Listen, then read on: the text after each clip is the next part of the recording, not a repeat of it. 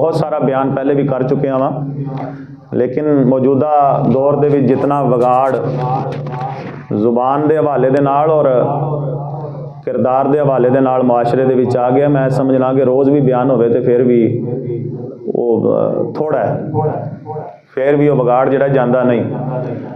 तो बहरहाल अज भी इस हवाले नाल ही कुछ गल्लां मैं इस ज़िमन दे विच फरमान नबी पाक सल्लल्लाहु अलैहि वसल्लम दा पेश नज़र रखदे होया आप हज़रात दे सामने कुछ गल्लां बयान कर रहा वां। तो अर्ज की या रसूल अल्लाह सल्लल्लाहु तआला अलैहि वसल्लम मन नजात, नजात किवें हासिल होवेगी। नबी अकरम सल्लल्लाहु अलैहि वसल्लम ने पहली चीज़ इरशाद फरमाई अमसिक अलैका लिसानक, अगर निजात हासिल करना चाहते हो, कामयाब होना चाहते हो, अल्लाह दे अजाब तो छुटकारा पाना चाहते हो, तो मेरे आका अलैहिस्सलाम ने फरमाया कि फिर अपनी जुबान को अपने काबू विच रखो, अपनी जुबान का गलत इस्तेमाल ना करो। कुरान पाक सूरह काफ आयत नंबर 18 दे विच अल्लाह रब्बुल इज्जत ने इरशाद फरमाया मा यल्फिज़ु मिन कौलिन इल्ला लदैहि रक़ीबुन अतीद, जो लफज भी तुसी अपनी जुबान तो कढ़ दे हो, जो ही तुसी अपनी जुबान तो कढ़ दो, तो एक लिखण वाला तहरीर करन वाला बिल्कुल तैयार मुहाफिज निगहबान तुहाडे कोले बैठा है। जो ही तुसी अपनी जुबान तो लफज कढ़ना है तो उन्हें निगहबान ने, उस मुहाफिज ने फौरन तुहाडा लफज वो लिख लेना है। हजरत सैयदना इमाम अहमद बिन हंबल रदी अल्लाह तआला अन्हु आप दे हवाले दे नाल मैं एक जगह एक रिवायत पढ़ी कि आपनु जिस वक्त उस वक्त दे बादशाह ने कैद किया और जेल दे विच आप बंद सन, आपनु सख्त सजा दी गई, सख्त अजियत दी गई, तकलीफ की वजह तो आप कुराह रहे सन। जिस वक्त बंदा तकलीफ विच होंदा है, जिसम बंदे दा तकलीफ विच होंदा है, हाय हाय दी आवाज़ बंदे दे मुंह चों निकलदी है, या इस तरह कुरान दी आवाज़ां निकलदियां अक्सर बेख्तियार होंदियां ने।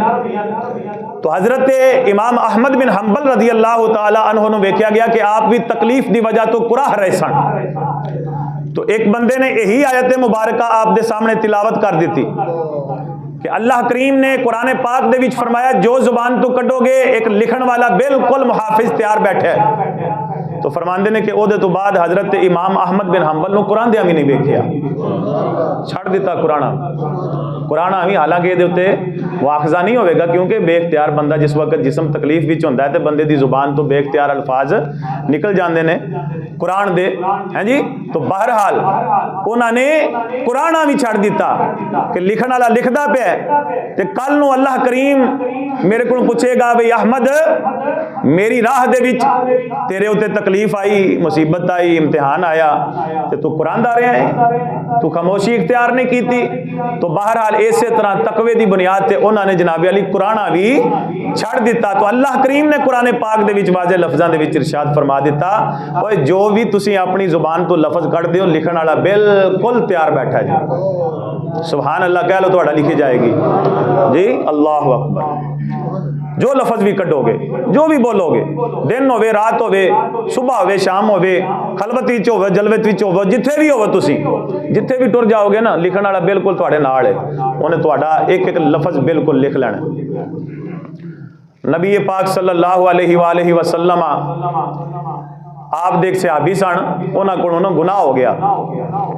तो आका अलैहिस्सलातु वस्सलाम दी बारगाह विच हाजिर हो अर्ज की या रसूल अल्लाह सल्लल्लाहु तआला अलैहि वसल्लम मैनू पाक कर दियो।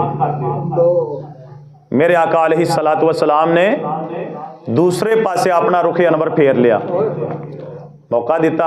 अल्लाह करीम मेहरबान है, वो अगर बंदा सच्चे दिल दे नाल अगर तौबा करे तो अल्लाह करीम माफ़ फरमाने वाला है। तो ये तो बंदा है ना जो अजकल माफ़ नहीं करता। मैं पिछले जुम्मे शायद या पिछले ही जुम्मे मैं बयान किया है कि नबी पाक सल्लल्लाहु अलैहि वसल्लम ने फरमाया बंदा 100 बारी भी जुर्म करे ना, अगर गुनाह करे तो 100 बारी भी तौबा अल्लाह की बारगाह करे तो अल्लाह 100 बारी भी माफ़ फरमाता है। ये तो बंदा जो माफ़ नहीं करता। बहरहाल उन्हें अर्ज की या रसूल अल्लाह मैनू पाक कर दियो, गुनाह हो गया मेरे को, पाक कर दियो। मेरे आका अलैहिस्सलाम ने रुखे अनवर फेर लिया, वो इधर आ गए, फिर इधर आके बह के अर्ज कर देने या रसूल अल्लाह मैनू पाक कर दियो। मेरे आका अलैहिस्सलाम ने फिर रुखे अनवर दूजे पासे फेर लिया, फिर मौका दिता। वो फिर उस पासे कितों सुकून आवे, कितों चैन आवे। फिर तकवे दे आला दर्जे ते फाइज सन वो लोग कि जिन्हां दे दिलां नूं अल्लाह करीम ने कुरान पाक विच फरमाया कि असीं तकवे दे वास्ते चुन लिया है, वो कित्थों सुकून आवे, कित्थों चैन आवे कि क़यामत वाले दिन अल्लाह ने पूछ लिया तो फिर की करांगा, तो इत्थे दुनिया विच चलो अपने जो हो गया है, गलती हो गई, गुनाह हो गया, तो इत्थे दुनिया विच ही इहनूं भुगत जाना वा, क़यामत वाले दिन फिर काम औखा हो जाना है। तो उन्होंने फिर तीसरी बारी अर्ज की, या रसूल अल्लाह मैनूं पाक कर दिओ। मेरे आका अलैहिस्सलाम ने फिर रुख अनवर फेरिया, चौथी बारी फिर अर्ज की ना, तो मेरे आका अलैहिस्सलातु वस्सलाम ने उन्हां दे उत्ते हद जारी फरमाई। इस्लाम दे विच जना जिहड़ा करदा है शादीशुदा, उहदी सज़ा है कि उन्हें पत्थर मारे जाएंगे, रजम किया जाएगा, संसार किया जाएगा। ये इस्लामी सज़ा तो यही है। तो आपने वो सज़ा हद जारी फरमा दी। जिस वक्त आप जनाजा लैके जा रहे सन, तो एक अंसारी सहाबी सन, तो उन्होंने ना लफज बोले, मैं उन्हों का मफहूम, बड़े सख्त लफाज उन्होंने बोले, तो मैं मफहूम उन्हों का पेश कर रहा हाँ कि उन्होंने आख्या कि इतना तो मौका लभ्या उन्होंने, जाते तो जाके तोबा कर लेंदे, इन्हों ने जिल्लत की मौत को पसंद किया। बड़े सख्त लफज उन्होंने जो बोले ना उन्होंने बारे, हजरत माइज के बारे, तो आका अलैहिस्सलाम दे कल्बे अतहर ते बड़ा ग्रां गुजरिया, आपनू बड़ा दुख होया उहदे जुमलियां दी वजह तो आका अलैहिस्सलातु वस्सलाम चलते रहे, अगे वेख्या तो एक गधा मरिया सी। तो जिस वक्त जानवर मर जाता और कुछ दिन गुजरते हैं तो फिर वह जिसम फुल जाता है, बिल्कुल अकड़ जाता है। वो इस तरह की सूरत हाल सी, गधा सी, मरिया सी, अकड़िया सी जिसम, वह लत्तां उहदियां बिल्कुल सीधियां सन, खुलियां सन, तो फटन के करीब सी। मेरे आका अलैहिस्सलातु वस्सलाम ने फरमाया, वो जिन्होंने ये गल की सी ना हजरत माइज के बारे, फरमाया कि गधा खाना पसंद करोगे, गधे का गोश्त खाना पसंद करोगे? अर्ज की या रसूल अल्लाह, इनू कौन खाएगा, इनू तो कोई वेखना भी गवारा नहीं करता, सुने इनू कौन खाएगा? मेरे आका अलैहिस्सलाम ने फरमाया, हुणे थोड़ी देर पहले तो भरा का गोश्त पे खाते सो, थोड़ी देर पहले तो भरा का गोश्त पे खाते सो है, तो हुण तुसीं गधे तो कराहत पे करदे हो। भरा का गोश्त खाना ये औखा काम है कि गधे का खाना औखा काम है? बोलो तो सही ना, है जी। तो भरा का खा गए हो तो गधे का खाना तुहाडे वास्ते किहड़ा मुश्किल है? इस वास्ते समझाया मेरे आका अलैहिस्सलातु वस्सलाम ने। और फिर मेरे आका अलैहिस्सलाम की एक रिवायत है कि आपने फरमाया, जिहड़ी इहने तौबा की है ना मेरे सहाबी ने, फरमाया इहदी तौबा अगर मेरी उम्मत दे क़यामत तक आने वाले गुनाहगारां दे विच भी तकसीम की जाए ना, उन्हां सारियां दी बख्शिश वास्ते काफ़ी हो जाएगी। तुसीं पे आंदे हो जिल्लत दी मौत माज़अल्लाह, है जी। तो मेरे आका अलैहिस्सलातु वस्सलाम ने दसिया भी किसी जान वाले दे बारे भी बुरे अल्फाज नहीं बोलने है, भी जिन्हें तौबा कर ली है, जिन्हें अपने गुनाह तो तौबा कर गया जिहड़ा, ते अल्लाह ने माफ़ फरमा दिता, तो तुसीं भी माफ़ कर दिओ भाई। तो तुसीं गिबतां करके तुसीं अपने भरा, मैनू रिवायत याद आ रही है हजरत इब्राहिम बिन अदहम रदी अल्लाह तआला अन्हु, आप दे बारे आउंदा है कि आप एक दावत दे विच शरीक सन, अजे खाना शुरू नहीं सी कीता, ते वो दावत दे जिहड़े बंदे बैठे सन ते उन्होंने किसी बंदे की गिबत करनी शुरू कर दी। तो आपने फरमाया, बई बेलियो साडे अल ते वैसे निज़ाम ते रिवाज है वे बई असी पहले रोटी खाने ते फिर बाद विच बोटी खाने, बई गोश्त असी बाद विच खाने, रोटी असी पहले खाने, तो तुहाडे अल ते काम जरा उल्टी मैनू नज़र पे आउंदा, तुसीं पहले गोश्त खाना शुरू कर दिता है। उन्हें आख्या जी असी तो अजे कोई नहीं खाधा, बिल्कुल कख शै नहीं असी खाधी। आपने फरमाया हुणे मुर्दा भरा दा ते खांदे सो। हुजूर किवें? फरमाया गिबत जिहड़ी पे करदे सो भरा दी, जेड़ा भरा दे खिलाफ पे बोलते सो, मुर्दा भरा दा गोश्त पे खांदे सो, असी ते रोटी तो बाद गोश्त खाने, तुसीं रोटी तो पहले गोश्त खाना शुरू कर दिता है। और दसिया बई यार जे तुसीं ए काम करोगे तो इहदे नाल वबाल तुहाडे उत्ते, ते तुसीं इतना बड़ा जुर्म कर रहे हो, इतना बड़ा गुनाह कर रहे हो कि नबी पाक सल्लल्लाहु अलैहि वसल्लम दा फरमान है, आका अलैहिस्सलाम ने फरमाया अल गीबत अशद्दु मिन ज़िना, कि गीबत जिहड़ी है ये ज़िना दे नालों भी बड़ा जुर्म है।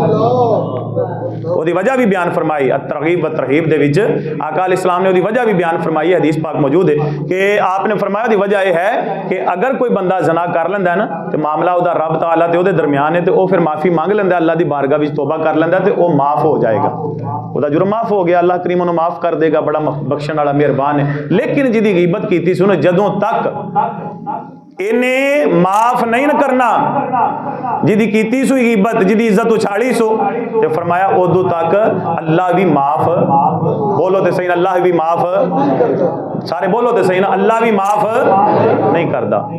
एक बहुत बड़े मुहद्दिस ते फकीह गुजरे ने, हजरत अबू सुलेमान दाऊद अत्ताई रहमतुल्लाहि ताला अलैह, हजरत इमाम आजम अबू हनीफा रदी अल्लाह ताला अन्हु दे शागिर्दां विचों ने। ਉਹਨਾਂ ਦੇ ਬਾਰੇ ਆਉਂਦਾ ਮੁਤਕੀ एडे सन और जनाबे अली अजीब उन्हों का ज़ौक सी, अजीब उन्हों का शौक सी, इलम दे नाल इतनी मुहब्बत सी, जिक्र खुदा दे नाल इतना प्यार सी कि उन्होंने बारे आउंदा कि रोटी जिस वक्त उन्हों दी तैयार होकर उन्होंने कोल आ जाती सी ना ते वो रोटी नूं पानी दे विच भेज देंदे सन, रोटी नूं पानी दे विच टुकड़े करके ना उन्होंने भेज देंदे सन। फिर अपने काम दे विच तालीम व ताल्लुम दे विच मशगूल हो जाना या जिक्र अज़कार दे विच मशगूल हो जाना ते या कुरान पढ़न विच मशगूल हो जाना।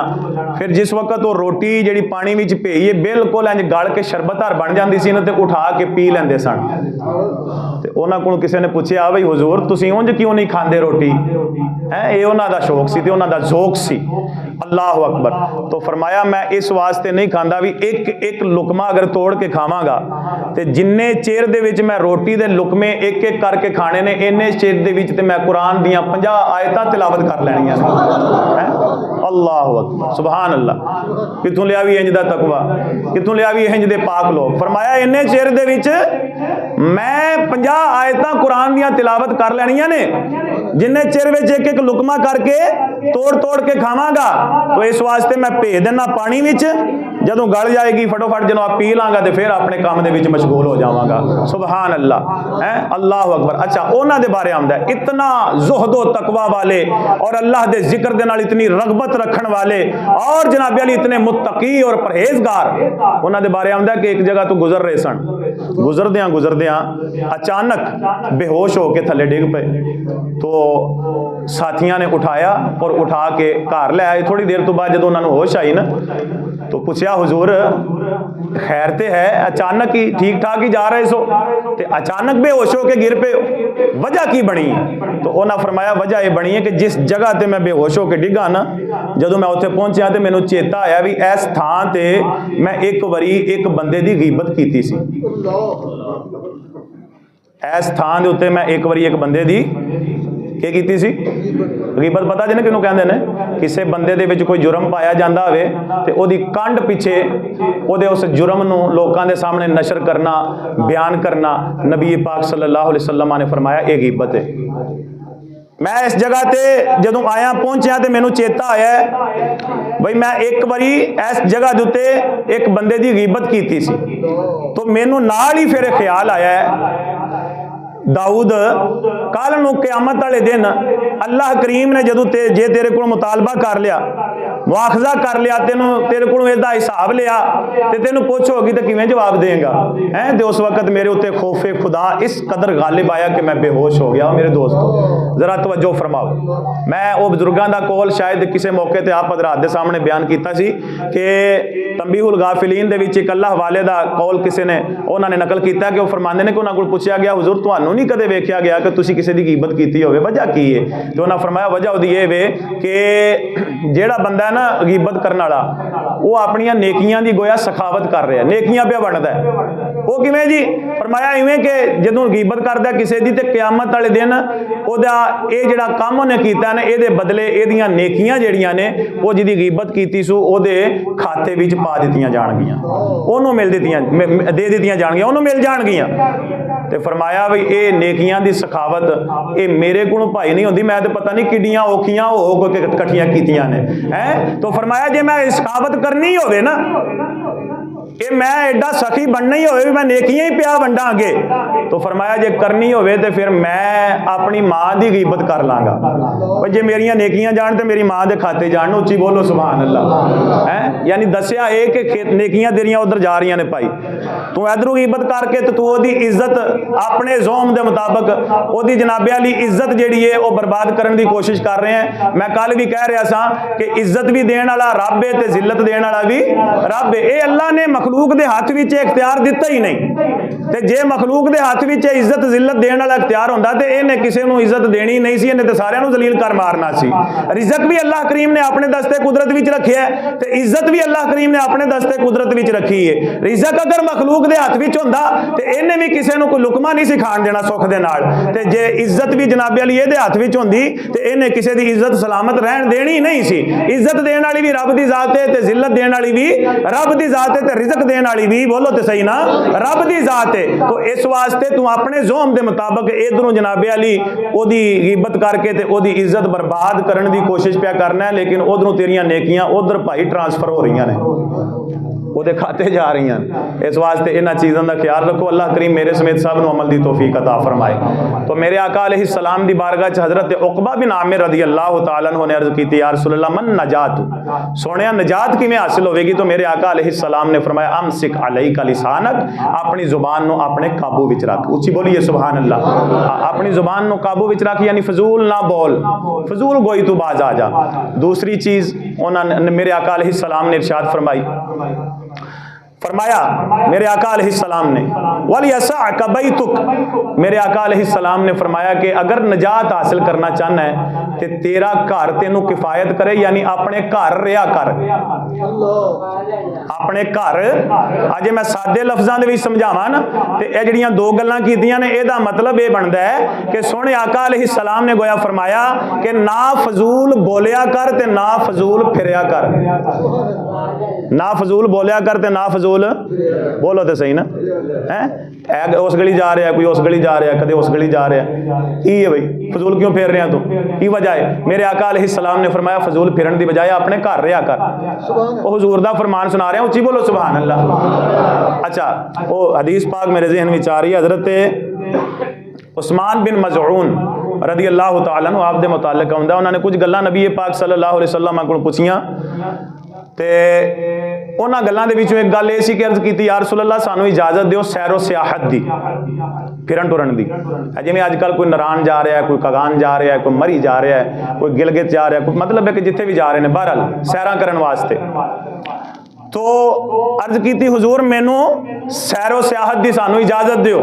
मेरे आका अलैहिस्सलाम ने फरमाया इन्ना सियाहता उम्मती, मेरे आका अलैहिस्सलाम ने फरमाया बेशक मेरी उम्मत की जिहड़ी सियाहत है ना, यह फिरना टुरना नहीं भी उस मुल्क उस शहर वड़ गए तो उस शहर वड़ गए, उधर टुर गए तो उधर टुर गए, नहीं। मेरे आका अलैहिस्सलाम ने फरमाया मेरी उम्मत की जिहड़ी सियाहत है ना वो है जिहाद। की है जिहाद कर, जिथे जिहाद की लोड़ होवे, जिथे अल्लाह दे दीन दे उत्ते जनाबे वाली कोई फितने उत्ते फैलाए जा रहे होवन और अल्लाह दे दीन नूं कोई खतरा होवे, उत्थे पहुंच तेरी सैर भी हो जाएगी ते अल्लाह दे दीन दा परचम भी बुलंद करके आवेगा। वो सैरां कर, जिहाद दा नाम नहीं लेना और सैरां करन टुरे ने जवान साहब, कदे किधरे ते कदे किधरे ते कदे किधरे। मैं हजरत उस्मान बिन मज़ऊन रज़ी अल्लाह तआला अन्हु आप दा फरमान सुना रहा कि आका अलैहिस्सलाम ने फरमाया कि मेरी उम्मत की जिहड़ी सैरो सियाहत है की है, भुल गए हो की है? जिहाद। जिहाद मेरी उम्मत की सैरो सियाहत है। तो यह हदीस पाक दे विच नजात वास्ते दूसरा अमल केड़ा मेरे आका अलैहिस्सलाम ने बयान फरमाया है? फरमाया कि तेरा घर जिहड़ा तेनों किफायत करे, यानी अपने घर दे विच रहा कर, फजूल ना फिरया कर। पहली हदीस पाक का मतलब है कि फजूल बोलिया ना कर, और दूसरी का मतलब है कि अपने घर रहा कर, यानी फजूल फिरया ना कर। और तीसरे नंबर पर मेरे तुहाडे प्यारे आका अलैहिस्सलातु वस्सलाम ने इरशाद फरमाया कि वब की अला खती आतिका, अपनियां कीतियां ते रोया कर, अपनियां गुनाहां ते रोया कर, अहले बैत नूं ना रोया कर, शुहदाए करबला नूं ना रोया कर। अल्लाह करीम ने उन्होंने खुशियां अता कीतियां ने। अल्लाह कुरान पाक विच फरमांदा है जो असी शहीदां नूं दर्जा अता कीता है, जो शान अता कीती है, जो असी उन्हां दे उत्ते इनामात फरमाए ने, जो उन्हां दे उत्ते असी अपना करम फरमाया है, वो सारा करम और वो सारे इनामात वेख के शहीद जिहड़े ने वो जन्नत विच खुश ने, शहीद जन्नत विच खुश ने और वो कामयाब हो गए ने। उन्हां नूं ना रोया कर, उन्हां नूं ना पिटिया कर। फरमाया मेरे आका अलैहिस्सलाम ने वब की अला खती आतिका, जे रोना ही ते अपने गुनाहां ते रोया कर, अपनियां कीतियां नूं रोया कर भी मैं की कुछ कर बैठा। मैनू अल्लाह ने किहड़े मकसद वास्ते बनाया ते किहड़े मकसद वास्ते भेजिया ते के कुछ करन वास्ते भेजिया। एक बुजुर्ग सन ते उन्हां कोलों किसी ने पूछा कि हुजूर मैनू कोई नसीहत फरमाओ, ते फरमाया कि अल्लाह करीम तेनू ओथे ना वेखे कि जिथे ओनू तेरा होना ना पसंद है, और तेनू ओथे वेखे कि जिथे अल्लाह नू भी पसंद है भी ये मेरा बंदा इत्थे होना चाहिए। है यही नसीहत दे कामयाबी है। तो मेरे आका अलैहिस्सलाम ने की फरमाया कि अगर निजात चाहते हो तो फिर सब तो पहला काम यह करो कि अपनी जुबान को अपने काबू में रखो, फजूल ना बोलिया करो। दूसरे नंबर पर मेरे आका अलैहिस्सलाम ने फरमाया तेरा घर तेनों किफायत करे, यानी फजूल ना फिरया करो। और तीसरे नंबर पर मेरे आका अलैहिस्सलाम ने फरमाया अगर निजात चाहते हो तो फिर अपने गुनाहां ते रोया करो, अपनी कीतियां ते रोया करो। और आका अलैहिस्सलाम दा फरमान है कि जेड़े बंदे दी अख जिहड़ी है वो अल्लाह दे खौफ दी वजह तो रोंदी है। नबी पाक सल्लल्लाहु अलैहि वसल्लम ने फरमाया कि दोज़ख दी आग दे नेड़े भी नहीं आवेगी, दोज़ख दी आग दे नेड़े भी नहीं आवेगी, दोज़ख दी आग उन्होंने छू भी नहीं सकती जेड़ा अल्लाह दे खौफ दी वजह तो रोंदा है। एक अलग मौजू है, हर चीज़ हर गल जिहड़ी एक अलग मौजू है। मेरे आका अलैहिस्सलाम दा फरमान जिहड़ा है, तो बहरहाल मैं एक फरमान नबी पाक सल्लल्लाहु अलैहि वसल्लम दे और उसे दे ज़िमन विच चंद चीज़ां आप हज़रात दे सामने बयान कीतियां ने, इस नीयत दे नाल कि अल्लाह करीम इहदे ते मैनूं ही अमल करन दी तौफीक अता फरमाए, आप हज़रात नूं भी अमल करन दी तौफीक अता फरमाए। मेरे दोस्तों ये बात याद रख लो कि अगर तुसी किसी दी भी गिबत कर रहे हो, किसी दी भी इज्जत उछालन की कोशिश कर रहे हो, तो मोमिन दी शान है ही नहीं। नबी पाक सल्लल्लाहु अलैहि वसल्लम ने मोमिन दी सिफत बयान की है कि मोमिन वो बंदा है कि जदों ओहदा भरा ओहदे सामने ना होवे, गायब होवे, तो मोमिन अपने भरा दी इज्जत दा मुहाफिज बन जाए, अपने भरा दी इज्जत दा चौकीदार बन के अपने भरा दी इज्जत जिहड़ी है ओहदे ते पहरा देवे और किसी नूं अपने भरा दी इज्जत दे उत्ते हमला ना करन दे। मोमिन दी यही सिफत है। मोमिन दी यह सिफत हरगिज नहीं कि जनाबे अली उन्होंने मौका मिले तो अपने भरा दियां जड़ां वड्ढणियां शुरू कर दे या उसकी गिबत करके उसकी इज्जत ते हमले करने शुरू कर दे। इज्जत जिल्लत देने वाली रब दी जात है, इस वास्ते जिन्हों रब जलील ना करे उन्होंने जनाबे अली कोई जलील कर सकता नहीं, तो जिन्हों रब अजीज ना करे उन्होंने कोई अजीज कर सकता नहीं है। भी इज्जत जिल्लत रब दे दस्ते कुदरत विच ने, इस वास्ते तुसीं अपना दिमाग ना खपाया करो। जे करना है इस जुबान को इस्तेमाल करना है, अल्लाह के जिक्र वास्ते इस्तेमाल करो, सोहने कुरान वास्ते इस्तेमाल करो, नबी पाक सल्लल्लाहु अलैहि वसल्लम ते दरूद पढ़न वास्ते इस्तेमाल करो। मेरे आका अलैहिस्सलाम दी बारगाह विच अर्ज कीती गई, सोहणिया क़यामत वाले दिन सब नालों नेड़े आप दे सब नालों ज्यादा करीब आप दे केड़ा बंदा होवेगा? तो मेरे आका अलैहिस्सलाम ने फरमाया क़यामत वाले दिन सब नालों करीब मेरे वो बंदा होवेगा कि जेड़ा मेरे उत्ते ज्यादा दरूद पाक पढ़ेगा, जेड़ा दरूद पाक ज्यादा पढ़ेगा वो मेरे सारे नालों ज्यादा नेड़े होवेगा, करीब होवेगा। इस वास्ते अपनी जुबान को अगर इस्तेमाल करना है तो इन्हां कम्मां दे वास्ते इस्तेमाल करो, वरना अल्लाह करीम ने कुरान पाक विच फरमाया वा मा यल्फिज़ु मिन कौलिन इल्ला लदैहि रक़ीबुन अतीद, जो भी लफ्ज तुसीं अपनी जुबान तो कढोगे एक निगहबान मुहाफिज लिखण वास्ते बिल्कुल तैयार बैठा है, उन्हें तुहाडा हर लफ्ज लिख लेना है। और अल्लाह करीम ने कामयाब मोमिना दी जेड़ी जनाबे वालियां सिफतां बयान कीतियां ने सूरह मोमिनीन दी पहली दूजी तीजी आयत, ये तीन आयतां दे विच अल्लाह करीम ने फरमाया कद अफलहल मोमिनून, बेशक मोमिन जेड़े ने एक कामयाब हो चुके ने। और अल्लाह करीम ने फरमाया मोमिना दी सिफत पहली ये बयान फरमाई है कि ये मोमिन वो ने जेड़े कामयाब होने वाले ने, कि जिन्हां दी कामयाबी दा ऐलान रब्बुल आलमीन ने फरमाया पहली सिफत उन्हां दी ये वे कि अपनियां नमाज़ां खुशू व खुदू दे नाल अदा फरमांदे ने। मोमिन अपनियां नमाज़ां खुशू व खुदू दे नाल अदा करदे ने। ये नहीं कि नमाज इत्थे पे पढ़दा है ते जनाब ध्यान दूजी गुठे पे कि फलाना बंदा के पे करदा है, नमाज इत्थे पे पढ़दा है ते ध्यान पीछे दुकान ते लग्या है, नमाज इत्थे पे पढ़दा है ते जनाबे वाली ध्यान पीछे घर लगे है, नमाज इत्थे पे पढ़दा है ते फिर जनाबे वाली ध्यान यही है कि मैं नमाज तो बाद हुण की करना है ते की करना है ते की करना है। ये ऐसे बंदियां दी गल नहीं। मेरे आका अलैहिस्सलात अल्लाह ताला ने कुरान पाक दे विच फरमाया कि कामयाब वो लोग ने कि जेड़े अपनियां नमाज़ां खुशू व खुदू दे नाल अदा करदे ने। ते नाल अगे तीजी आयत मुबारका दे विच अल्लाह करीम ने फरमाया कि वल्लज़ीना हुम अनिल लग़वी मुअरिदून, कि मोमिना दी जेड़े कामयाब होने वाले ने उन्हां दी दूजी सिफत ये है कि अल्लाह करीम ने फरमाया ये लग़व चीज़ां तू अपने आप नूं महफूज रखदे ने, लग़व चीज़ां तू मुंह फेर लैंदे ने, एराज करदे ने, बचदे ने। लग़व भावें बोलना होवे ते लग़व भावें फिरना होवे, फजूल भावें बोलना होवे ते